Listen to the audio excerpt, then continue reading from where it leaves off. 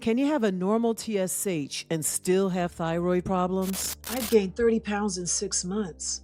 I'm freezing all the time, and my hair is falling out in clumps. My doctor tested my thyroid and said it's normal, but I feel terrible. Let me guess, they only tested your TSH, right? Yeah, he did test my TSH and said that's the standard test, and it came back normal, so my thyroid is fine. Here's what they didn't explain to you. TSH isn't actually made by your thyroid at all. What do you mean by that? I thought it was a thyroid test. TSH stands for thyroid-stimulating hormone and is made by your pituitary gland.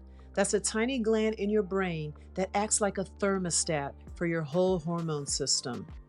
I have no idea what that means. Think of it this way. When your thyroid hormone levels start to drop, your pituitary raises TSH to push your thyroid to work harder. When thyroid levels get high, your pituitary lowers TSH to tell it to slow down. Okay, so TSH is like a signal to my thyroid? Exactly. TSH isn't measuring what your thyroid is actually producing. It's measuring how hard your brain is having to yell at your thyroid to work. But my doctor said it was normal. What number did they give you? Because normal on paper and optimal for your health are very different things. If your TSH is high, it means your pituitary is already working harder to push your thyroid. That's a sign the system is under stress. They said 3.8 and it was fine.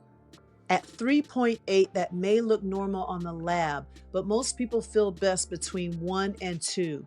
But we can't go by that number alone. We may also need to test total T3 and T4, free T3 and T4, reverse T3, and also thyroid antibodies to see what your thyroid itself is actually doing. So there could actually be something wrong with my thyroid.